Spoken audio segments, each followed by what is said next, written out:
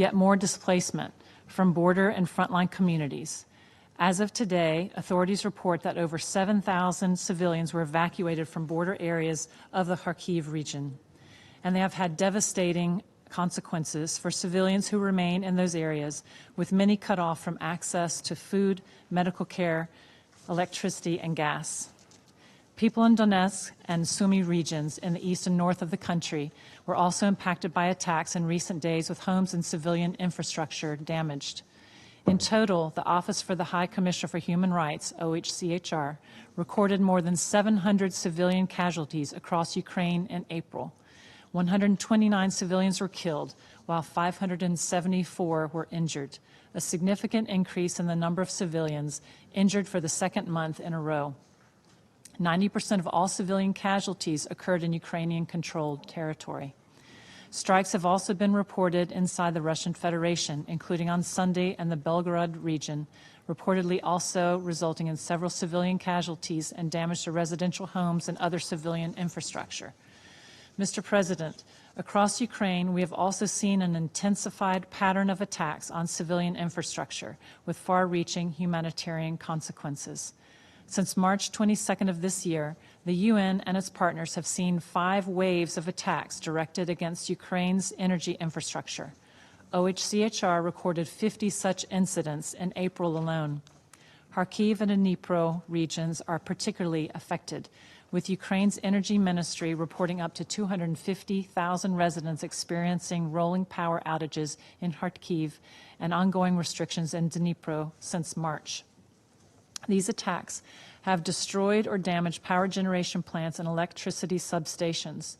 The impact of these power cuts on the most vulnerable is stark.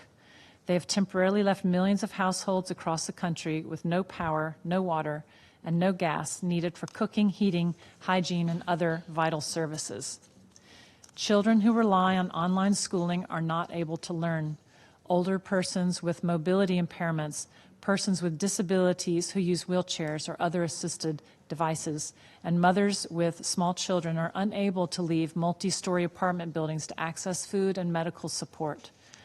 Mr. President, we're extremely worried by what appears to be a new pattern of attacks on railway infrastructure in the east and south of Ukraine. In April alone, OHCHR recorded 10 attacks on railway infrastructure in government-controlled territory. The attacks killed 16 civilians and injured 59 more. Damage to the railway system also prevents the movement of people, goods such as construction material, and other essential supplies. Also concerning are the attacks on factories and production plants, limiting the availability of locally procured humanitarian goods. In addition, continuing attacks on Ukraine's port infrastructure threaten their ability to export grain and other agricultural commodities at a time when the number of people facing acute food insecurity around the world continues to rise year after year. And we're alarmed by reports of attacks damaging energy infrastructure and oil refineries in the Russian Federation. Such attacks risk inflaming the war further and worsening its humanitarian impacts. I'm compelled once again to recall that under international humanitarian law, the parties must take constant care to spare all civilians, as well as civilian objects, including homes, schools, hospitals, and other essential infrastructure. Mr. President, the intensification in hostilities is making the delivery of humanitarian assistance all the more dangerous. Nevertheless, the UN and its humanitarian partners are doing everything we can to reach people in need of support, despite the enormous risks. Across the country, as of the end of March this year, 3.6 million people have received some form of humanitarian assistance. So far this year, a dozen interagency convoys delivered vital supplies to 20,000 people in frontline areas. Local humanitarian partners have been instrumental in conducting last-mile delivery and distribution. Assistance has also included the delivery of healthcare services to nearly 860,000 people, maintenance support for water and wastewater systems for more than 1.7 million people, and emergency water supplies for more than 1.2 million people. 2 million people have received food, seed, and livestock support, while around 580,000 people have been helped with essential household supplies and materials for emergency home repairs. Humanitarian protection activities have been expanded including gender-based violence support for people newly displaced by the hostilities. We commend the government of Ukraine for the additional support it has announced for survivors of conflict-related sexual violence in the form of financial reparations and medical and psychological assistance. We're also incredibly grateful to donors who have so far provided 22% of the $3.1 billion needed for the Ukraine Humanitarian Needs and Response Plan. We call on donors to provide immediate and flexible financial support, which is so urgently needed to respond to the ever-growing needs. Mr. President, another challenge remains reaching civilians in the areas of Donetsk, Luhansk, Kherson, and Zaporizhia that are currently under the occupation of the Russian Federation. We're deeply concerned about the estimated 1.5 million people in need of life-saving assistance in these areas. As we said in last month's briefing and repeatedly in this Council, in accordance with international humanitarian law, all parties must allow and facilitate the rapid and unimpeded passage of humanitarian relief for civilians in need. They must ensure that humanitarian personnel have the freedom of movement required for their work. I renew my call to the parties to comply with the obligations in this regard. Mr. President, this war has caused the death and injury of tens of thousands of people in Ukraine. It has displaced millions, many of whom continue to seek refuge in neighboring countries and across the world. It has caused immense suffering and left more than 14 million people, or 40% of the population, in need of humanitarian assistance. We once again call on this Council to seek an end to it. Thank you, Mr. President. I thank Ms. Doughton for her briefing. I now give the floor to Ms. Kathleen Howarth.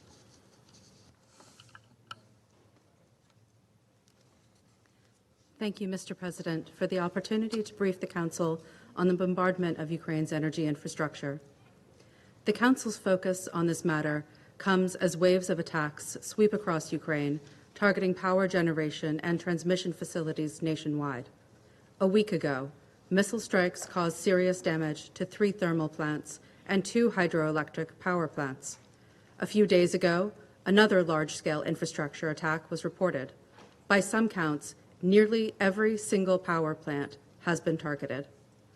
On 29 February of this year, Yale Humanitarian Research Lab released a report documenting verified damage to Ukraine's power generation and transmission infrastructure that took place between 1 October of 2022 and 30 April 2023, a period of just 31 weeks.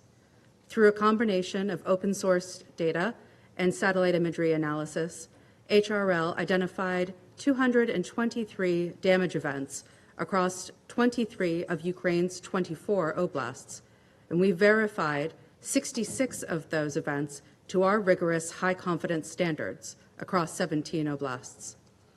That's a rate of over 7 damage events identified per week, with peak impact timed for the height of winter. Just last Wednesday, almost a dozen Ukrainian power facilities were reportedly struck in a single day, from 7 averaged a week to nearly a dozen in a day. Since March of 2024, successful targeting of power generation facilities has further slashed Ukraine's capacity. Each hit compounds the problem. Russia's officials have clearly stated their objectives for targeting Ukraine's energy infrastructure. First, to advance Russia's military objectives. Second, as retaliation for Ukraine's purported actions.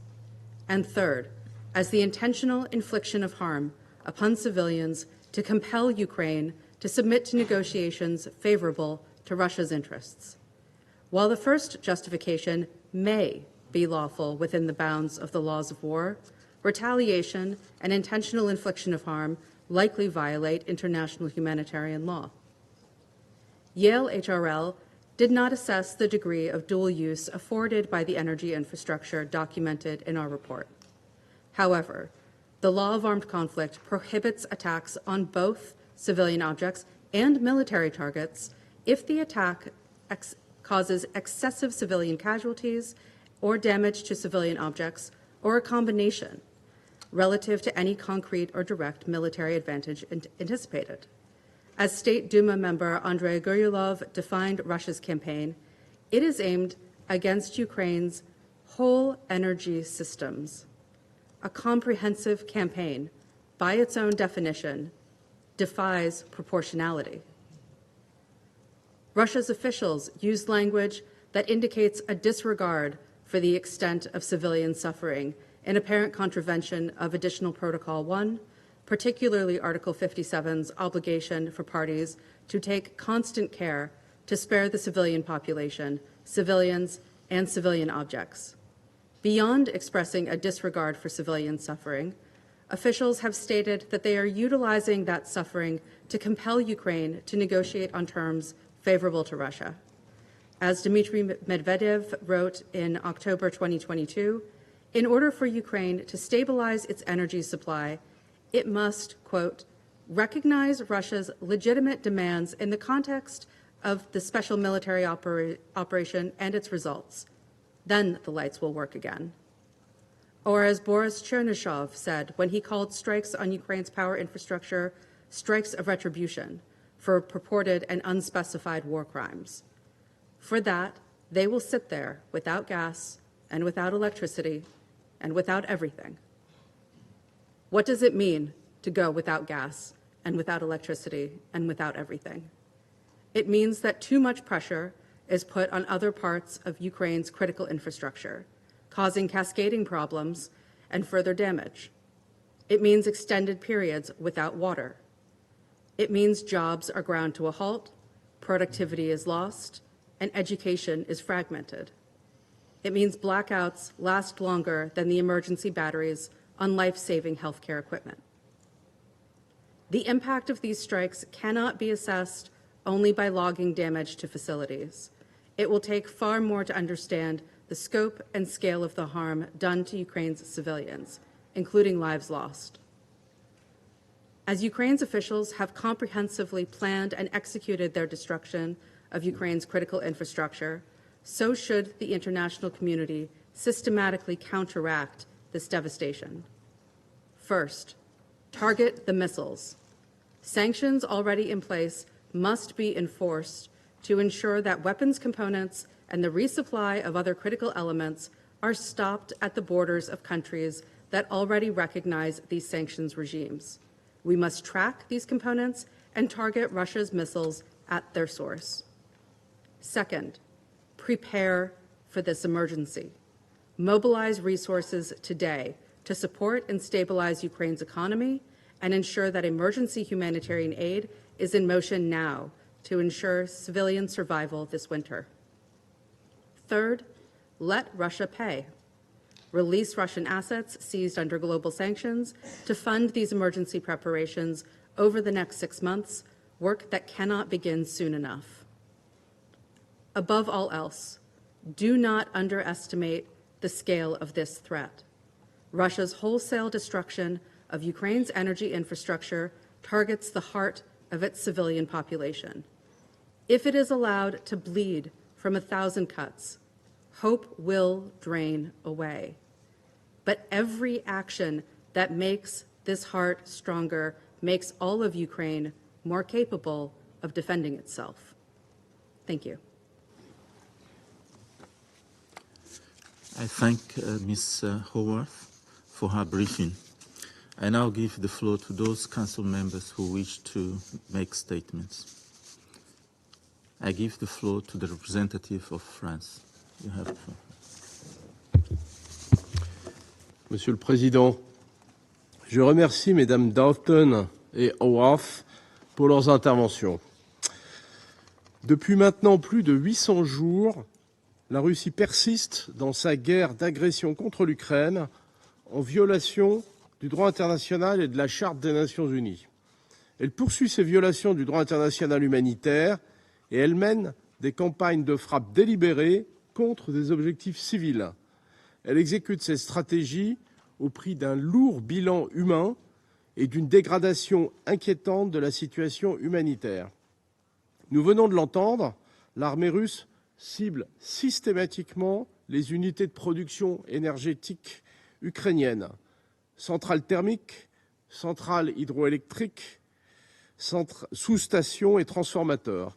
Commencée à l'hiver 2022-2023, cette campagne s'est intensifiée depuis février 2024 et a culminé avec des salves de grande ampleur fin mars et début avril. 50% des capacités de production énergétique ukrainiennes seraient détruites ou endommagées. La Russie a frappé Kharkiv et Odessa de manière presque quotidienne avec des missiles balistiques. Ces frappes en profondeur, loin les lignes de front, ne répondent pas à des objectifs militaires, mais elles visent des infrastructures civiles. Ces attaques sont contraires au principe de distinction et de proportionnalité. Elles montrent que la Russie ne fait aucun cas de l'obligation de minimiser les blessures aux civils et les dommages aux biens de caractère civil. Ces frappes peuvent être constitutives de crimes de guerre et crimes contre l'humanité. La France poursuivra son engagement pour faire face aux conséquences humanitaires des attaques de la Russie. Monsieur le Président, il ne doit pas y avoir d'impunité pour ces crimes. La France continuera d'apporter son soutien à la justice internationale. Les mandats d'arrêt émis le 5 mars 2024 par la Cour pénale internationale contre Sergueï Ivanovitch Kobilak, lieutenant général de l'armée de l'air russe, et Viktor Nikolaïevitch Sokolov, vice-amiral et commandant de la flotte russe de la mer Noire, portant précisément sur la campagne de frappe de missiles contre des infrastructures énergétiques civiles, sont une étape décisive. La France salue le renouvellement du mandat de la commission d'enquête indépendante du Conseil des droits de l'homme qui documente les attaques indiscriminées contre les populations et les infrastructures essentielles de l'Ukraine. Monsieur le Président, pendant que la Russie mène des attaques destructrices pour le secteur énergétique ukrainien, l'Ukraine et le reste du monde agissent pour atténuer les conséquences humanitaires de cette guerre et soutenir les populations en renforçant la résilience des infrastructures stratégiques. Ce sujet essentiel fera l'objet de discussions lors de la conférence pour la paix organisée par la Suisse le mois prochain. Il n'y a qu'une voie possible pour une paix juste et durable, celle qui respecte la souveraineté et l'intégrité territoriale de l'Ukraine. Je vous remercie. I thank the representative of France for their statement, and I now give the floor to the representative of Ecuador. You have the floor. Gracias, presidente. Doy las gracias a la señora Docton y a la señora Howard por sus detalladas exposiciones informativas. El Ecuador observa con preocupación cómo el conflicto en Ucrania se profundiza y extiende, exacerbando el sufrimiento de la población civil y creando riesgos adicionales que pueden afectar la estabilidad regional y global. Las estadísticas son alarmantes. Más de 10.000 civiles han perdido la vida desde el comienzo del conflicto, incluyendo centenares de niños. Más de 20.000 personas han resultado heridas y millones han sido desplazados. Desde la última ocasión en este Consejo debatió sobre la situación humanitaria en Ucrania, la escalada de la intensidad y frecuencia de los ataques ha continuado. La infraestructura esencial, que incluye hospitales y escuelas, ha sido destruida o gravemente dañada. Solamente este mes hemos visto ataques que han inhabilitado varias instalaciones energéticas, afectando el acceso de millones de personas a servicios básicos como la electricidad y el agua potable. En días pasados, en la región de Kharkiv, el impacto de los ataques ha sido igualmente devastador, con numerosas víctimas civiles y un aumento significativo de los desplazamientos internos. Es imperativo recordar que el derecho internacional humanitario es explícito en su prohibición de ataques contra civiles e infraestructura civil. En ese sentido, el Ecuador hace un llamado a las partes a adherirse estrictamente a los principios de proporcionalidad, distinción y precaución para evitar la escalada de este ciclo de sufrimiento. Es fundamental que se permita y facilite el paso seguro y sin obstáculos de la ayuda humanitaria y que se respete y proteja la vida y la seguridad de los trabajadores humanitarios. Señor Presidente, Excelencias, colegas, el Ecuador mantiene una posición clara y de principio frente a este y otros conflictos. Está en contra de cualquier violación de la soberanía e integridad territorial de los Estados y apoya la resolución pacífica de las controversias. La manera más efectiva de poner fin a la devastación que enfrentan los civiles es el cese definitivo de las hostilidades. Mientras no se silencien las armas, el sufrimiento de los inocentes seguirá aumentando, independientemente de los esfuerzos humanitarios de las medidas de protección implementadas. Para esto, el Ecuador insta a la Federación Rusa a poner fin a sus operaciones militares en Ucrania y a cumplir con lo dictaminado por la Corte Internacional de Justicia el 16 de marzo del 2022 para dar paso al diálogo y a la diplomacia con vías legítimas y efectivas para la búsqueda de la paz. Muchas gracias. I thank the representative of Ecuador for their statement. I now give the floor to the representative of Guyana. Thank you, Mr. President. I thank Ms. Lisa Dalton for the comprehensive update and note the contribution of Ms. Caitlin Howard. I also welcome the participation of the representatives of Ukraine, Germany, Estonia, Poland, Denmark, and the European Union in today's meeting. Mr. President, despite the many calls by this Council for full compliance with international law, including international humanitarian law, and for the parties to the conflict to comply with the legal requirement to protect civilian objects, they continue to be destroyed almost daily. Guyana is deeply alarmed by the unrelenting attacks on residential buildings, schools, medical facilities, grain ports, and energy facilities since the start of this war in February 2022. We are also concerned that these attacks were often unrelated to frontline engagement and appear to have little regard for the requirements of proportionality and military necessity. International humanitarian law is clear in its prohibition of attacks targeting civilians and objects indispensable to the survival of civilians. Yet, we continue to witness large-scale coordinated attacks on civilian infrastructure, including dozens of energy facilities, resulting in disrupted access to electricity and water supply for millions of people in multiple locations. The damage, destruction, or loss of functionality of energy facilities are having direct and reverberating effects on civilians. They are not only causing incidental civilian harm through the disruption of access to critical services, but are also resulting in loss of civilian life and injury to those living in nearby target sites, near to target sites. There have also been attacks on the Zaporizhia nuclear power plant ZNPP in Ukraine. Despite the many calls for an end to attacks on or near the site, the IAEA team of experts stationed at the site continues to report hearing military activities, including artillery and rocket fire in areas near the plant. This cannot and must not continue. Greater care must be taken to eliminate the persistent dangers posed to the safety of the ZNPP and to adhering to the 5 concrete principles and 7 indispensable pillars for ensuring nuclear safety at the site. Guyana reiterates its call for the parties to respect and adhere to international humanitarian law. We also urge them to commit to a serious political and diplomatic process toward ending the conflict and call for the withdrawal of Russian military forces from the internationally recognized territory of Ukraine. We maintain that prolonging this war poses increasingly grave risks for all concerned and for international peace and security. We further call for scaled-up humanitarian support to Ukraine and for humanitarian workers to be granted unhindered access to all areas, including the occupied territories. In closing, Mr. President, Guyana once again encourages the continued engagement of the international community to end this war as soon as possible. Thank you. I thank the representative of Guyana for their statement. I now give the floor to the representative of Japan. You have the floor, sir. Thank you, Mr. President.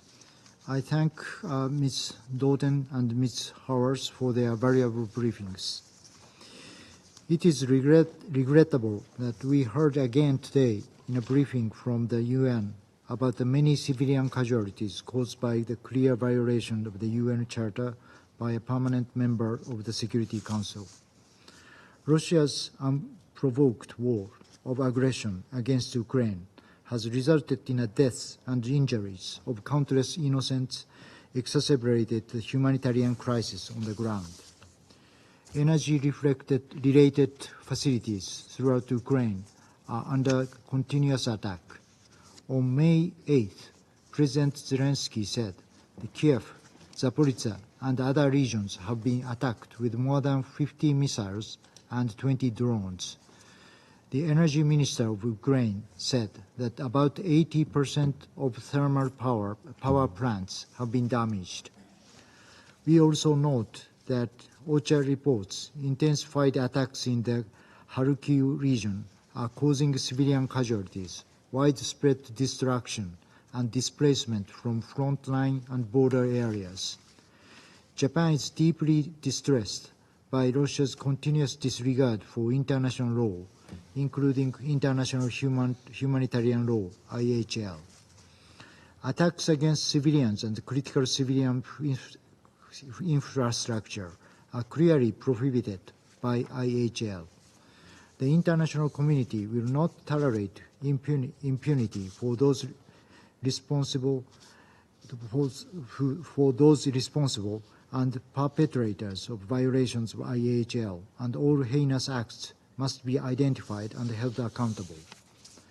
In addition, Japan condemns in the strongest possible terms North Korea's export and Russia's procurement of ballistic missiles, as well as Russia's use of these missiles against Ukraine. The transfer of those weapons, which is a clear violation of the relevant Security Council resolutions, supports Russia's war of aggression and increases the suffering of the Ukrainian people. We continue to monitor closely what North Korea gains in return. Mr. President, needless to say, a stable energy supply is foundation to people's lives. To this end, Japan has supported the recovery and reconstruction of Ukraine's energy infrastructure.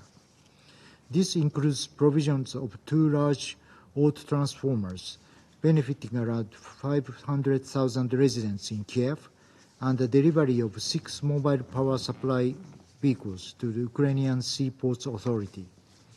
Additionally, Japan has supplied 5 advanced gas turbines and transported 7 auto transformers to help prevent energy shortages and maintain critical services for the over 5 million people during the challenging winter months.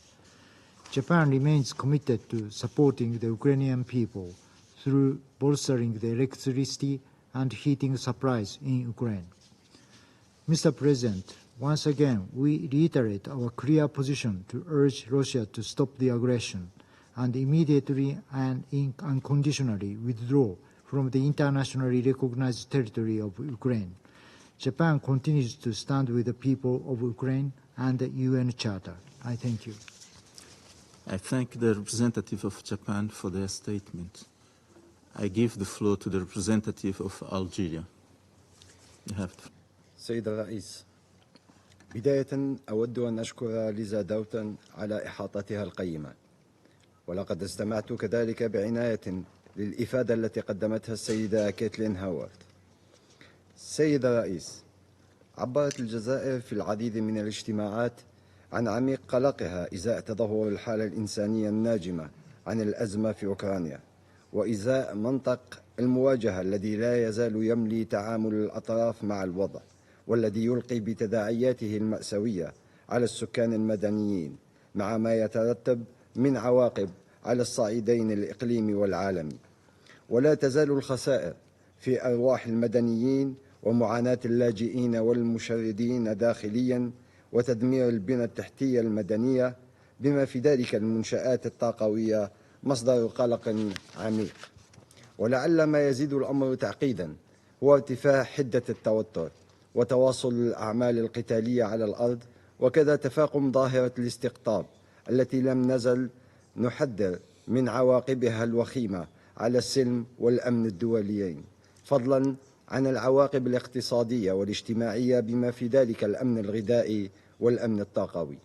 وفي هذا الصدد تجدد الجزائر دعوتها لتكثيف الجهود الدبلوماسية لوضع حد للأزمة الإنسانية في أوكرانيا دون تمييز في معالجة المعاناة الإنسانية.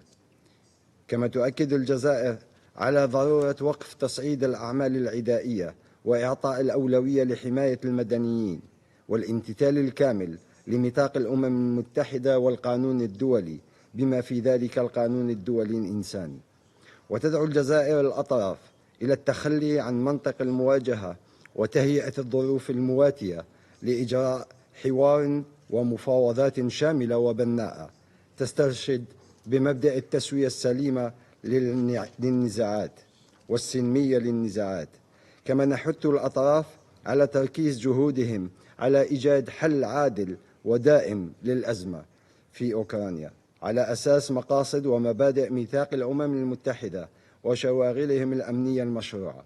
وشكرا. I thank the representative of Algeria for their statement. I now give the floor to the representative of the United Kingdom. You have the floor, Matt. Thank you, President. And I thank Director Lisa Doughton and Director Caitlin Howarth for their informative briefings. This spring, Russia has targeted power plants, electricity substations, and gas storage facilities across Ukraine. The United Kingdom calls for an immediate halt to this destructive campaign against Ukraine's energy infrastructure. Millions of people already face disruption to power, heating, and water supply. These attacks are making an appalling humanitarian situation worse. This is especially the case for frontline communities, as the attacks and lack of power hamper humanitarian partners' communications and movements. The most recent attack, on the 8th of May, involved over 70 missiles and drones. Since March, at least 14 power stations have been hit. Iranian-made UAVs remain Russia's weapons of choice in these attacks against civilians and their infrastructure. Colleagues, Russia has targeted Ukraine's energy infrastructure since the start of the full-scale invasion in 2022, and before that. In 2015, thousands of consumers experienced power outages when Russia hacked Ukrainian energy grids. Now, this pattern of Russian aggression continues in an attempt to terrorize civilians, obstruct livelihoods and businesses, and ultimately to break down Ukraine's resolve. But Ukrainians will not allow Russia to do that. The UK has committed $55 million to the energy community's Ukraine Energy Support Fund and over $214 million in overall support to the energy sector in Ukraine. We encourage donors to support this fund, to consider rapid provision of new or refurbished energy equipment, and to help provide air defence systems to protect Ukraine's civilian infrastructure. Together, we will help Ukraine repair, restore, and defend its energy infrastructure. One country could end this wanton destruction and suffering immediately. The United Kingdom calls on Russia to cease its attacks and withdraw from the internationally recognized territory of Ukraine. Thank you. I thank the representative of the United Kingdom for their floor. I now give the floor to the representative of the United States. Thank you, Mr. President. Thank you, OCHA Director Doughton, for your sobering briefing. I'd also like to thank Ms. Howarth for her well-researched presentation today. Mr. President, it has been over a month since our last meeting on the devastating humanitarian toll of Russia's aggression against Ukraine, including the country's energy and critical infrastructure. Civilians continue to bear the brunt. Reports continue of Russian forces committing torture, sexual violence, and the forced transfers and deportations of civilians, including children. The UN Human Rights Monitoring Mission verified that at least 604 civilians were killed or injured in Ukraine in March alone, a 20% increase from February. At least 57 of them were children. Millions of people have been left without electricity because of Russia's coordinated attacks on Ukraine's grid infrastructure, power generation, and natural gas infrastructure. These large-scale attacks striking Ukraine's cities and infrastructure are a clear escalation. They threaten critical services, including electricity, water treatment, and heating. Power plants in Kharkiv are operating at 20% capacity due to nearly daily attacks, forcing the evacuation of tens of thousands of civilians. Mr. President, next week, this Council will be subjected to yet another meeting where Russia will claim that Western arms are to blame for prolonging the war it started. Russia only need look in the mirror to understand why more than 50 countries have provided critical support for Ukraine's forces. Last month, the United States announced a $1 billion in new assistance to Ukraine. This assistance includes urgently needed capabilities like air defense equipment to defend Ukraine's citizens from Russia's relentless attacks. Since February 2022, the United States has also provided nearly $2.9 billion in humanitarian assistance to Ukraine and neighboring countries. This includes life-saving support for the 3.4 million people who remain internally displaced and nearly 6.5 million refugees. Newly approved supplemental funding will help maintain the humanitarian response amidst unabated attacks on civilians and civilian infrastructure. The recent increase in Russian attacks reinforces the need for urgent humanitarian support to reach the 14.6 million people in need of assistance. We urge donors to support the humanitarian response through the Ukraine Humanitarian Fund or other partners. Mr. President, it bears repeating that Russia continues to deny international monitors and humanitarian organizations access to Ukrainian territory it occupies, as well as to facilities in Russia holding POWs and Ukrainian civilians. It bears repeating that Russia continues to procure ballistic missiles and other munitions from the DPRK in violation of Security Council resolutions. Fearing the mounting body of evidence against it, the Kremlin vetoed the mandate renewal for the DPRK panel of experts. It bears repeating that Russia continues to acquire Iranian UAVs, which are being used relentlessly against Ukraine's cities and civilian infrastructure. Mr. President, after over 3 years, the toll of Russia's aggression against Ukraine is well documented and researched. No amount of lies and diversions can cover up the sheer body of evidence. There will be accountability. But in the meantime, the way to end this war and the humanitarian crisis it has caused is clear. Russia must cease its aggression and immediately and fully withdraw from all territory within Ukraine's internationally recognized borders. Thank you, Mr. President. I thank the representative of the United States for their statement. I give the floor to the representative of Russian Federation. You have the floor, sir. Господин председатель, уже становится традицией, что наши западные коллеги раз в месяц собирают нас всех на заседание по Украине, единственная цель которых продемонстрировать незыблемость поддержки коллективного Запада, находящемуся на грани полного коллапса режима Зеленского.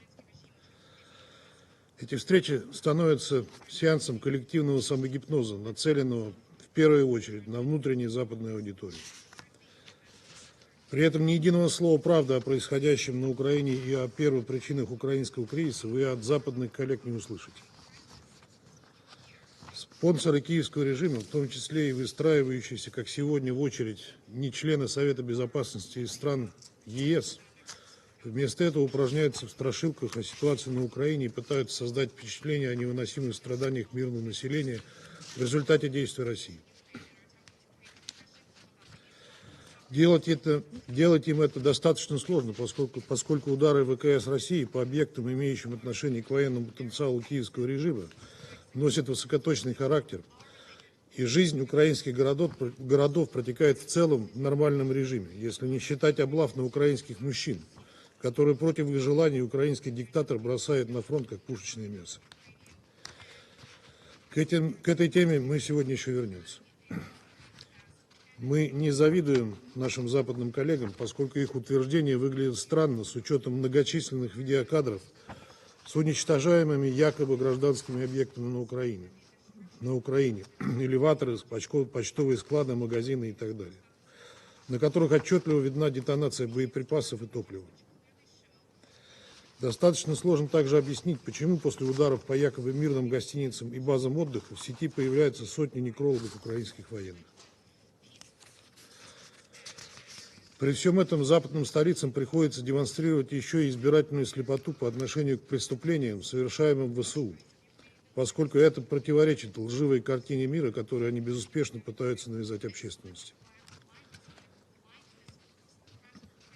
В этой картине на Украине нет нарушений прав человека и тысяч политзаключенных, нет русофобии и национализма, а героизация и обеление пособников Гитлера, на совести которых жизни сотен тысяч евреев, поляков, русских и украинцев в годы войны, отрицаются единственным аргументом о том, что президент Украины еврей.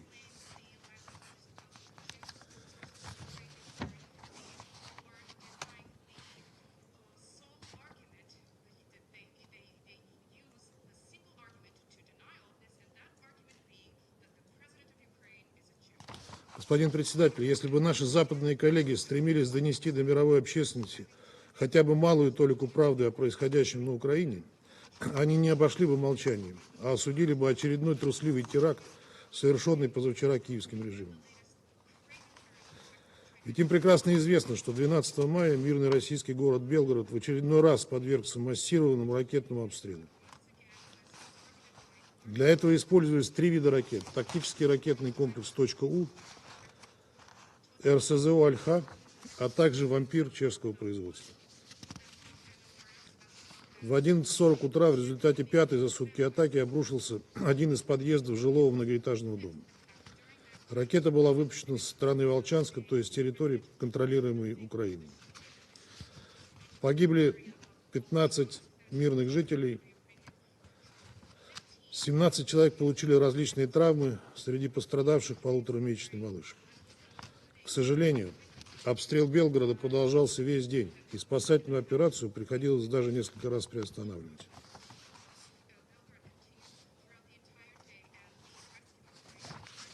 В течение воскресного вечера погибли еще 3. И это только один эпизод того, как сталкивающиеся с активным продвижением российских войск по всем направлениям фронта и терпящие все больше неудач на поле боя укронацисты в бессильной злобе стремятся выместить свою ярость на гражданах мирных российских городов, нанося по ним целенаправленные удары в нарушение норм международного гуманитарного права.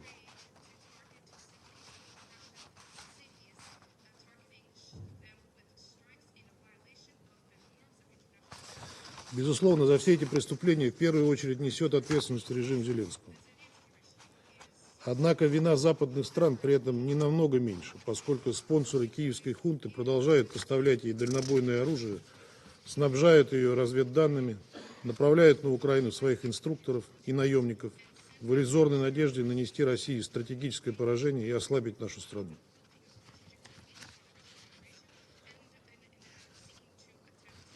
У нас будет возможность подробно обсудить эти деструктивные действия стран НАТО на заседании 20 мая, созываемом по нашей инициативе, поэтому не будем сейчас на этом останавливаться. Скажем лишь, что, отчаявшись дождаться от своих подопечных искового результата, спонсоры режима Зеленского уже начали прямым текстом во всеуслышание давать ему разрешение бить по мирным целям, поставляемым ими оружием.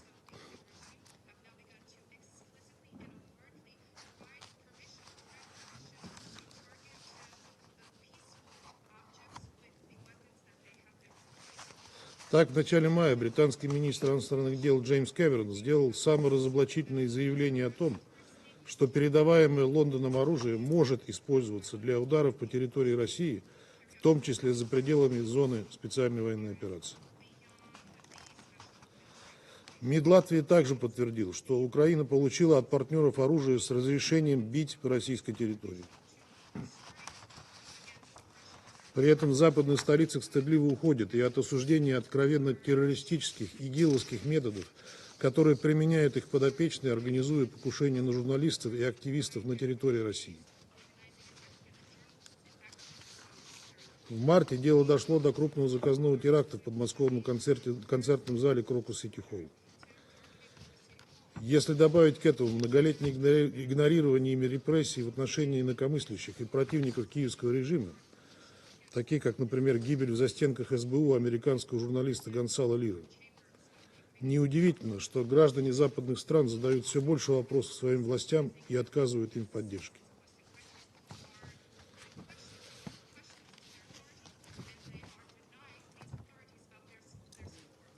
Ведь своим пособничеством преступлениям режима Зеленского они растаптывают все те ценности, которые подаются в качестве основополагающих столпов демократического мира. Нынешняя же Украина своего гнилого антидемократического неонацистского нутра уже даже и не стесняется. Так, в апреле Киев уведомил Совет Европы об ограничении конституционных прав и свобод украинцев. Иными словами, режим Зеленского решил таким образом формализовать давно сложившуюся практику притеснения своих граждан. Информацию о невероятных масштабах нарушений прав человека на Украине настолько сложно замолчать, что даже в опубликованном в конце апреля отчете американского Госдепартамента указывается на многочисленные факты пыток, гонений на церковь, произвольных арестов, политически мотивированных убийств. Выпуская таким образом пар, Вашингтон, Лондон и Брюссель по устоявшейся привычке винят во всем Россию, забывая при этом, что преследования инакомыслящих и нарушения прав человека начались на Украине задолго до специальной военной операции. Как минимум, сразу после антиконституционного переворота на Майдане 10 лет назад. Уважаемые коллеги, сегодня жители Украины сталкиваются с качественно новым этапом нарушения своих прав. Так, буквально через пару дней, 18 мая, фактически бесправными станут украинские мужчины призывного возраста. С вступлением в силу нового закона о мобилизации они оказываются вне закона, не смогут распоряжаться своим имуществом и денежными средствами, обновлять и получать документы. И тем не менее, уклонение от мобилизации достигло на Украине рекордных масштабов. Это крайне неудобная для Зеленского и его спонсоров тема, ведь согласно их картине мира, украинцы с готовностью должны идти защищать свою страну. На деле же только в Румынии, как стало известно, незаконно сбежали 11 тысяч мужчин призывного возраста. 19 человек при этом погибли. Чтобы убежать из страны, потенциальные призывники бросают на границе свои автомобили, переодеваются в женскую одежду и пускаются на любые хитрости, чтобы обмануть своих пограничников. При этом опасность попасть на фронт поджидает только бедных и бесправных. Богатые же имеют возможность официально откупиться от призыва. Ну а про детей власть придержащих и говорить не приходится. Они давно уже все за границей тратят разворованные родителями деньги, включая западную помощь. Вот, коллеги, что сегодня на самом деле волнует украинцев, а не высокопарные слова западных спонсоров, заинтересованных, чтобы украинцы воевали. В украинских же соцсетях, до которых репрессивная машина Зеленского еще пока не добралась, все громче звучит крамольный некогда вопрос. А за что украинцам воевать? И за кого? За обнаглевшего и погрязшего в коррупции киевского главаря и его клику, который попрал собственную конституцию и теряет даже формальную легитимность уже 21 мая.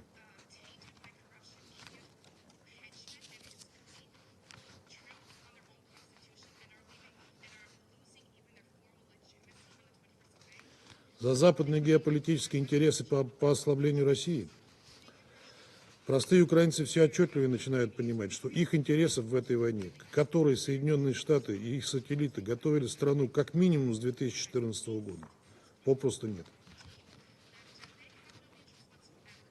тем более, когда они получают новости о том, как налаживается жизнь на освобожденной от киевского режима территории, где бывшие украинские граждане обретают, наконец, свои попранные права, в том числе и право говорить на своем родном языке, русском.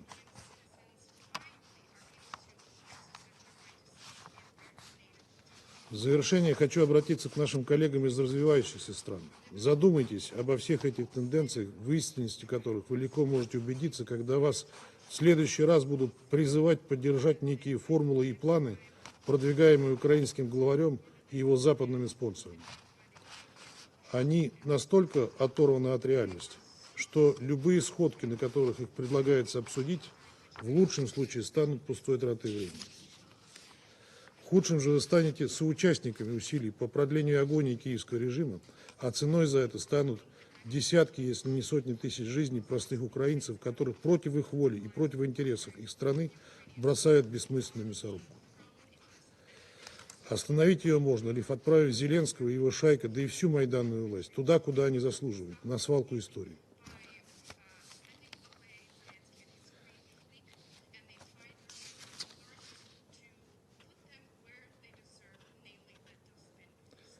Как раз этим мы сейчас и занимаемся. Благодарю вас. I thank the Russian representative for their statement. I now give the floor to the representative of Slovenia. You have Thank you very much, Mr. President. I'd like to thank Director Dalton for her briefing and Ms. Howard for her contribution. Mr. President, let me make a couple of points on behalf of my delegation. One, as the resident coordinator Denise Brown stated recently, there are no peaceful mornings in Ukraine. Since the last time we met on this file in early April, more than 1,000 drone and missile attacks were recorded across Ukraine. Cities like Kharkiv and Odessa were hit especially hard. Thousands of people have again been forced to flee as their homes are being destroyed, finding themselves in urgent need of humanitarian assistance. Aerial pounding of critical civilian infrastructure is continuing unabated, as reportedly 140 educational facilities were damaged or destroyed in attack across the country in 2024 alone. In parallel, UNICEF has reported that the rate at which children are dying has increased by nearly 40% in the first quarter of 2024 in comparison to the same period of last year. 2. Russia's use of cluster munitions. According to the latest reports, Russia has used cluster munitions in its bombardment of Odessa in late April. Using such weapons in a densely populated area is against all rules of international humanitarian law.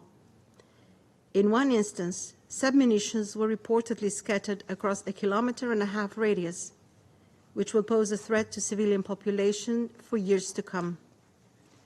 Slovenia, as a state party to the Convention on Cluster Munitions, condemns the use of these indiscriminate weapons in the strongest possible term. 3. Attacks against critical energy infrastructure. In the last month, millions of Ukrainians lost power as the result of Russian barrage of Ukrainian energy infrastructure. The country's energy sector was hit especially hard last week when 3 thermal power stations were damaged. The intensity of the recent attacks against critical energy infrastructure outpaces the one from winter of 2022-23. Let me recall the arrest warrants issued by the International Criminal Court against 2 Russian commanders who are alleged to be responsible for war crimes of directing attacks at civilian objects and inhumane acts, including the campaign of strikes against energy infrastructure carried out in that period. These attacks seek to impair Ukraine's economy and are obviously not directed against military targets. This is a clear violation of international humanitarian law, and it needs to stop now. Mr. President, Ukrainian civilians have suffered too long. They and the wider region need a tangible prospect for peace. We call on Russia to stop with its subversive actions and give peace a chance. I thank you. I thank the representative of Slovenia for their statement. I give the floor to the representative of Sierra Leone. Thank you, Mr. President.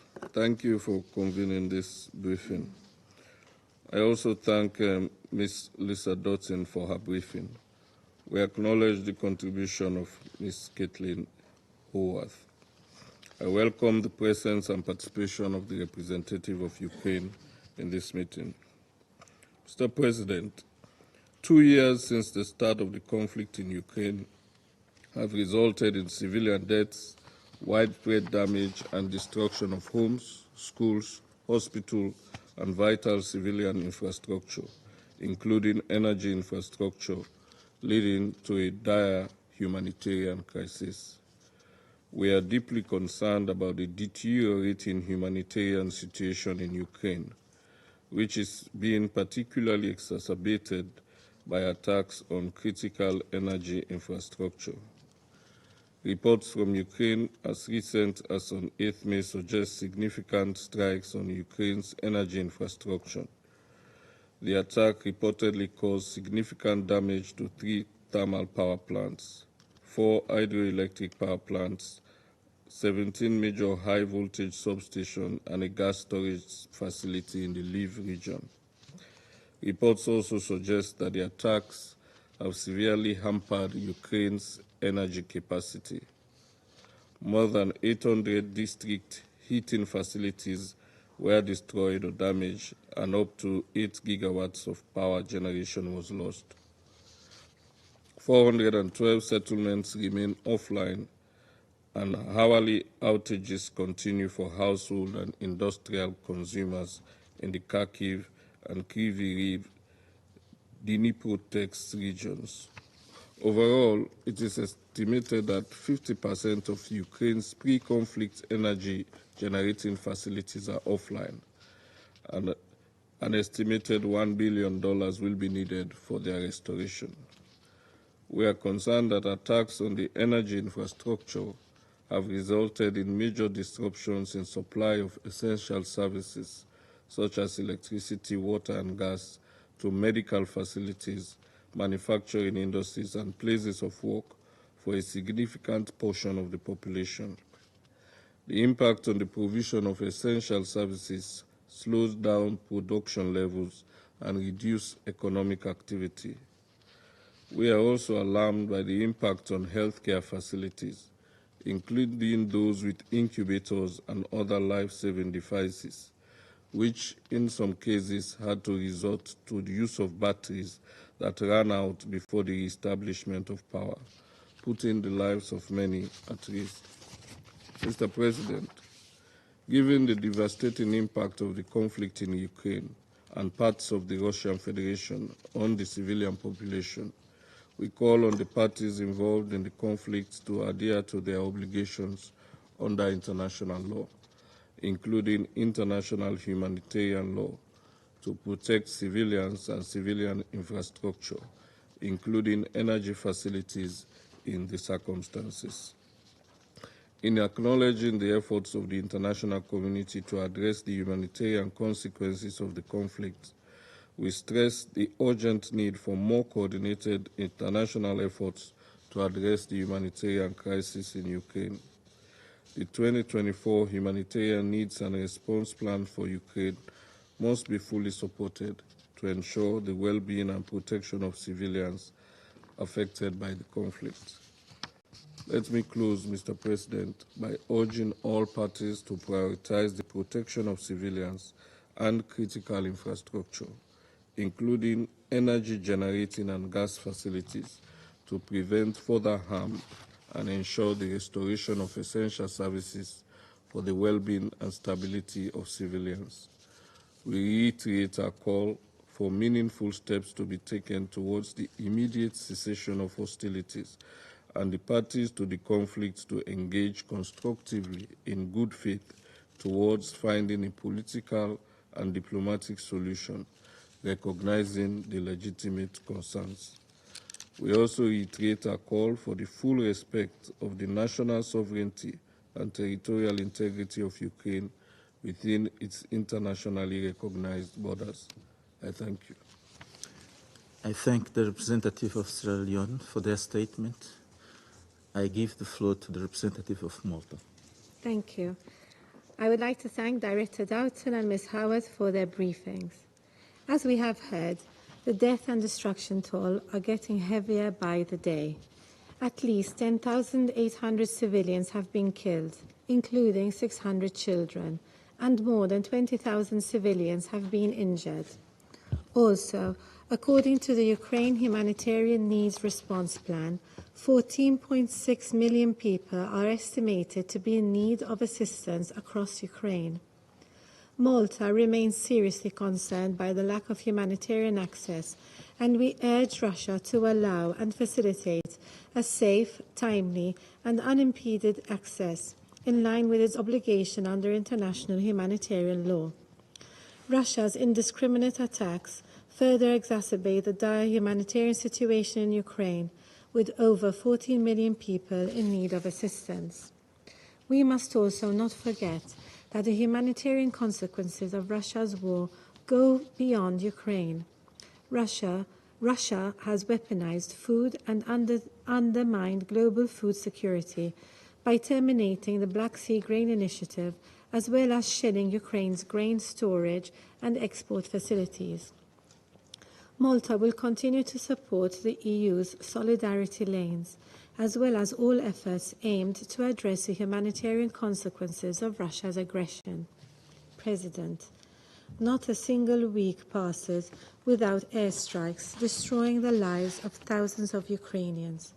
We once again condemn, in the strongest possible terms, the ongoing Russian aerial assaults on cities and critical infrastructure across Ukraine.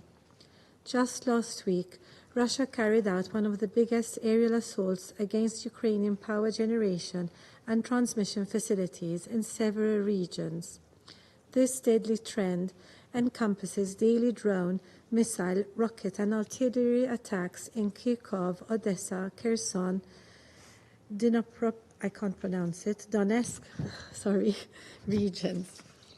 These attacks are yet another example of Russia's disregard for human life, since they have disrupted vital services such as electricity, heating, water, gas, and other essential services for hundreds of thousands of civilians. As of today, more than 800 heat supply facilities have been destroyed or damaged, and the attacks have caused more than $1 billion worth of damage to the energy sector. Malta expresses its concern about the humanitarian consequences that this may cause, given reports that the latest energy disruptions will last for several months due to the extent of the widespread damage. Continuous attacks on schools and medical facilities are also having far-reaching consequences, making access to essential healthcare and education even more challenging and impacting the basic rights to health and education. According to the World Health Organization, solely in the first trimester of 2024, there have been more than 70 attacks on healthcare providers, supplies, facilities, warehouses, and transport in Ukraine. This is unacceptable. The impact of the war is also linked to mental health risks and trauma amongst millions of Ukrainians. Children have endured the loss of family members, their homes, and schools. These scars may last a lifetime.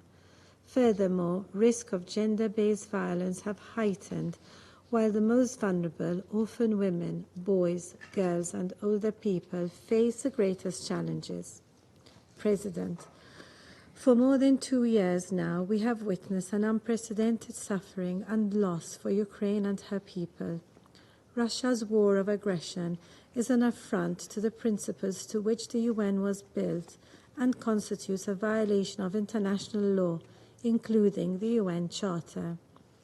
Russia's attacks continue to blatantly violate international humanitarian law and international human rights law. The Russian Federation must be held to account for the damage caused by the senseless war and for all other serious crimes committed.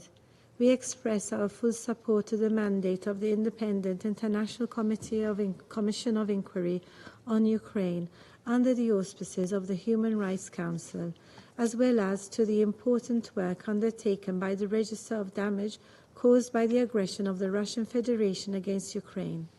In closing, Mr. President, Malta reiterates that the only way to achieve a just and lasting peace would be for Russia to unconditionally and completely withdraw all its forces and military equipment from the entire territory of Ukraine within its internationally recognized borders. Thank you. I thank the representative of Malta for their statement. I now give the floor to the representative of Switzerland. You have the floor. Merci, Monsieur le Président. Je voudrais aussi remercier la directrice d'OCHA, Madame Doughton, et Madame Caitlin Howard, directrice de l'équipe de l'Observatoire des conflits du Yale Humanitarian Research Lab, de leurs exposés. Nous nous félicitons de faire entendre des voix de la science au sein du Conseil. En Ukraine, entre-temps, les faits confirment la poursuite des attaques massives contre la population et les infrastructures civiles.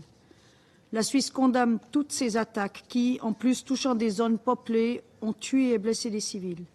Rien que la semaine dernière, plusieurs enfants ont été blessés et des établissements scolaires et un hôpital ont été endommagés. Alors que l'Ukraine se bat pour son avenir, toutes et tous ceux qui peuvent le construire, à commencer par les enfants, doivent être protégés. La population civile et les infrastructures civiles ne doivent jamais être des cibles. Nous appelons une fois de plus à respecter strictement le droit international humanitaire et à protéger la population et les infrastructures civiles. Nous avons observé une augmentation des attaques contre les infrastructures énergétiques critiques. Au total, 9 régions à travers l'Ukraine, y compris celles loin des lignes de front, ont connu des perturbations de leur approvisionnement en électricité la semaine dernière. La situation autour de la centrale nucléaire de Zaporizhzhia reste inquiétante. Les 5 principes établis par l'AIEA pour la prévention d'un accident dans cette centrale nucléaire doivent être respectés en toutes circonstances. Tous les aspects de vie sont touchés par ces attaques continues. Des millions de foyers se sont retrouvés sans électricité, ni chauffage, ni approvisionnement en eau en raison des coupures de courant.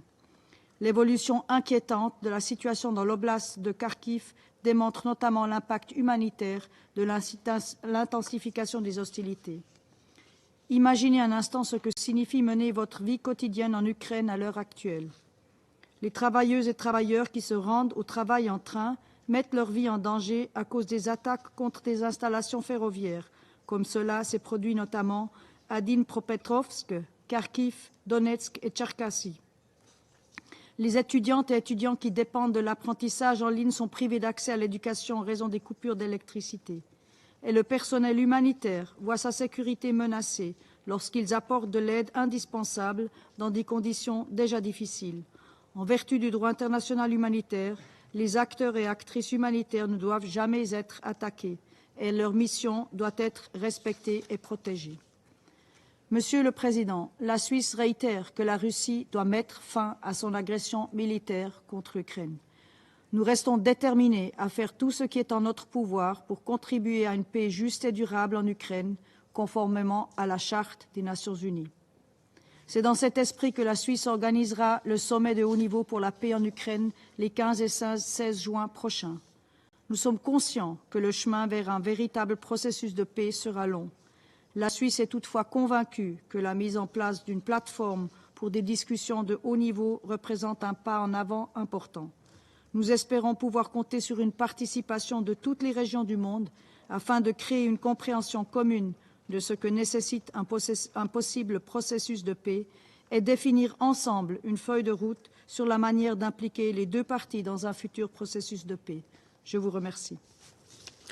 I thank the representative of Switzerland for their statement. I now give the floor to the representative of the Republic of Korea. You have the floor, sir. Thank you, Mr. President. I also thank Ms. Doughton and Ms. Howard for their timely and insightful briefings. It is deeply regrettable that Russia has escalated its unjustifiable attacks against Ukraine in recent months, and further expanded the front into Ukraine's northeastern borders near Kharkiv over the last week, despite the international community's condemnations. As Russia's full-scale invasion has persisted for more than 2 years, we are witnessing an erosion of our common principles intended to save people from the scourge of war. The brutalities of the war in Ukraine are not only demonstrated by more than 10,000 civilian casualties, but also by the impacts of the war reverberating into global food security, regional nuclear safety, and massive destruction of infrastructure. In recent months, in addition to attacking hospitals and schools, Russia has also been targeting the energy infrastructure across Ukraine, including thermal and hydroelectric power plants and gas storage, as Ms. Doughton eloquently described today. According to recent media report, 80% of the thermoelectric power plants in Ukraine were damaged, and Ukraine's power generation has decreased by 30% as a result of Russia's attacks. This tactic apparently aims to cripple Ukraine's basic functions and demoralize the Ukrainian people's ability to fight against the aggressor. Such actions are unacceptable, as targeting civilian infrastructure is in violation of international humanitarian law, as articulated in the first protocol additional to the Geneva Conventions, particularly when they are indispensable to the survival of civilian population. Today, critical energy infrastructure holds far more significance in people's daily lives than decades ago, when international humanitarian laws were created and developed. Therefore, they deserve particular protection by warring parties. In addition to hindering access to electricity for millions of Ukrainians in the short term, the destruction of energy infrastructure has long-enduring impacts on the humanitarian situation in Ukraine. Indeed, the recent ICRC report highlights domino effects, where the destruction of energy infrastructure leads to the disruption of other basic services such as the delivery of water and sanitation. And the lack of safe water, sanitation, and electricity can all impair the requisite operation of hospitals and the viability of food production and distribution, leading to the spread of disease, death, and displacement, disproportionately affecting children and women. Needless to say, drastic increase in humanitarian needs caused by the collapse of the critical energy infrastructure will make effective and coordinated humanitarian operations on the ground even more challenging. Lack of access to essential services will make both recovery and reconstruction there even harder in the long term. Mr. President, as repeatedly emphasized in the previous meetings, my delegation once again stresses that all the devastating events and human suffering transpiring in Ukraine are a result of Russia's illegal invasion. This must end now to save lives and restore humanity. The Republic of Korea will continue to stand with the people of Ukraine and provide vital assistance in the areas of security, humanitarian aid, and reconstruction until they achieve just and lasting peace as well as sustainable prosperity in their land. I thank you, Mr. President. I thank the representative of the Republic of Korea for their statement. I now give the floor to the representative of China. You have the floor. 主席，我要感谢两位同胞人的通报。乌克兰危机仍在持续，近来地面冲突有所激化，不时发生造成严重人员伤亡和人道影响的恶性袭击事件，中方对此深表关切。针对乌克兰战火延宕不绝，人道局势日益严峻，中方一再呼吁冲突当事方保持理性克制，严格遵守国际人道法，避免袭击平民和民用基础设施。乌克兰危机持续越久，带来的风险挑战就越多，对欧洲和世界的损害就越大。尽快停火止战，恢复和平，化解危机，建立均衡、有效、可持续的欧洲安全框架，是国际社会的共同期盼。中方不是乌克兰危机的制造者，也不是危机的当事方。我们一直在为和平奔走，为促谈努力，为推动危机政治解决发挥建设性作用。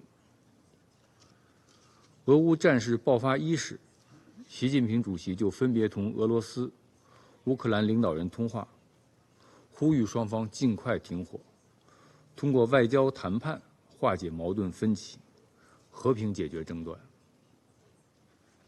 此后，中方在与各方深入沟通、充分听取各方意见的基础上，就政治解决乌克兰危机提出4个应该，即各国主权领土完整都应该得到尊重，联合国宪章宗旨和原则都应该得到遵守，各国合理安全关切都应该得到重视，一切有利于和平解决危机的努力都应该得到支持。不久前，习近平主席访问法国、塞尔维亚、匈牙利期间，同欧方领导人就乌克兰危机深入交换意见，指出中欧要共同反对战事外溢升级，共同为和谈创造条件，共同维护国际能源粮食安全、产业链、供应链稳定。习近平主席访法期间，中法还一致同意以巴黎奥运会为契机，倡议运动会期间全球停火止战。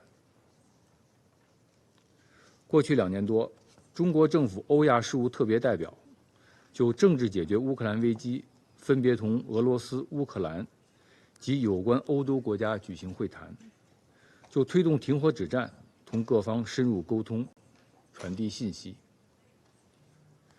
近日，特别代表刚刚完成第3轮穿梭外交，先后访问了土耳其、埃及、沙特、阿联酋等国。在所有这些外交努力和会见会谈中，中方释放的信息是一致的，所提的主张是一贯的，概括起来就是8个字：劝和促谈，政治解决。主席，历史反复证明，任何冲突最终只能通过谈判解决，军事手段带不来持久和平。乌克兰危机也不例外。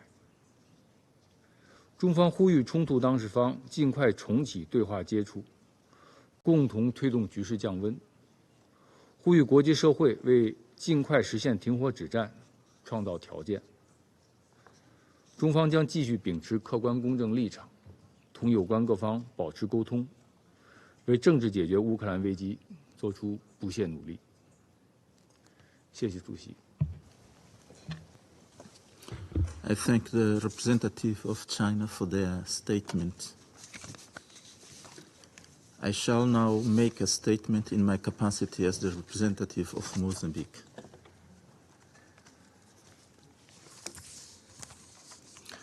I thank Ms. Lisa Doughton and Ms. Kathleen Howard for their insights. I also welcome the representative of Denmark, Estonia, Germany, Poland, and Ukraine, as well as the representative of the European Union in this meeting. Distinguished Council members, the war in Ukraine has resulted in a severe refugee crisis, numerous casualties, widespread infrastructure damage, forced displacement of civilians, and long-lasting impact. International efforts are crucial to alleviate suffering and address this humanitarian catastrophe. This conflict poses serious threat to regional and international peace and security. We remain profoundly concerned over the situation. Regrettably, the prospect for a mutually accepted solution remain elusive, since the conflicting parties firmly believe in a military logic and zero-sum game logic at the expense of cooperative approach. The repeated and consistent calls from the international community, including this Council, for the immediate cessation of hostilities can no longer be ignored. Dear colleagues, according to OSHA, by the end of 2024, nearly 300 million people around the world will need humanitarian assistance and protection, requiring almost 46.4 US billion. Conflicts are the primary driver of this fragile global humanitarian landscape. The humanitarian tragedy in Ukraine adds immense pressure to this dire global context. As we reflect on this grim reality, we must consider promoting peace, dialogue, and understanding through diplomacy, aid, or grassroots effort. Every step towards conflict resolution matters. In this regard, we would like to reiterate once again our 4 points position. Firstly, civilians bear the brunt of this conflict. Their protection is paramount under international humanitarian law. All parties must ensure their safety and uphold relevant Security Council resolutions. Secondly, the principles of distinction, precaution, and proportionality must be scrupulously adhered and upheld by all parties. Thirdly, all parties must facilitate full, safe, rapid, and unhindered access for humanitarian personnel and relief to civilians in need. And lastly, ending this conflict is the sole way to address its humanitarian consequence. Against this backdrop, Mozambique advocates for a political and negotiated solution as the only path to lasting and sustainable peace between the two countries. We reiterate our call for the immediate cessation of hostilities and the return to direct negotiation without preconditions. I thank you. I resume my function as President of the Council. I now give the floor to the representative of Ukraine. You have the floor, sir. Thank you, Mr. President. Distinguished members of the Security Council, I would have also recognized here the envoy of dictator Putin if he had not covertly extracted himself from the Soviet permanent seat, leaving behind the residual junior team. He has certainly failed to hypnotize not only the European members of the Council, but also its African, Asian, and Latin American responsible members. My sympathy, however, goes to the UN interpreters. I thank Ms. Dufton and Ms. Howarth for their briefings. On May 10th, the Russian army launched a new offensive targeting the northern Kharkiv region from Russian territory. The immediate aim is Vovchansk, which, along with nearby settlements, faces relentless artillery shelling, airstrikes, and the use of guided aerial bombs.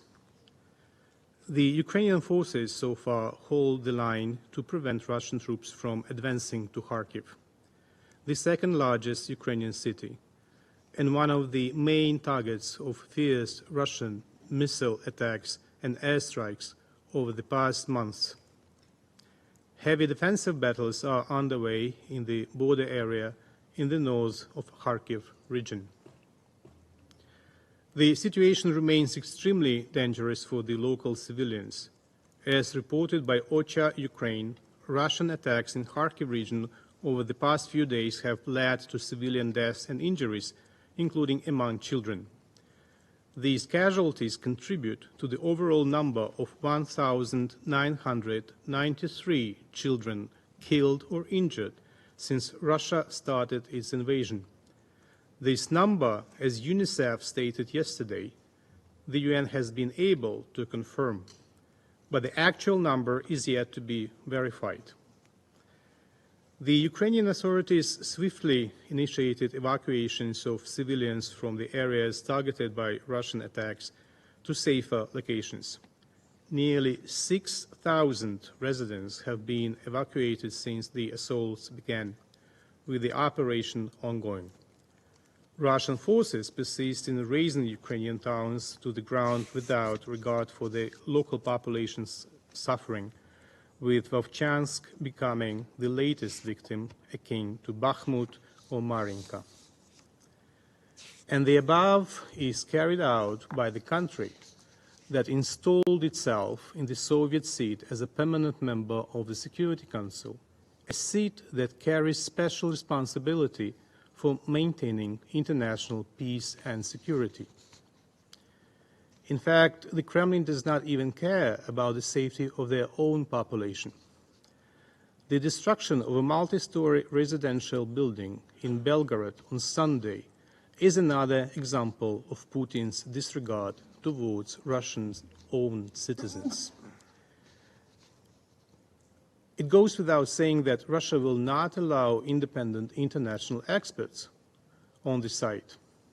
Instead, we have heard immediate propaganda allegations against Ukraine. It speaks volumes, however, that the local authorities and the Russian Ministry of Defense have issued different versions. As Putin's envoy decided to stick to the version of the Russian Ministry of Defense, I would like to remind him of his own cynical statement, and I quote, "While Ukrainian anti-air missiles misfiring or straying off course hit residential buildings and civilian objects, harm is also being caused by debris falling in residential areas solely because Ukrainian air defense systems are located here."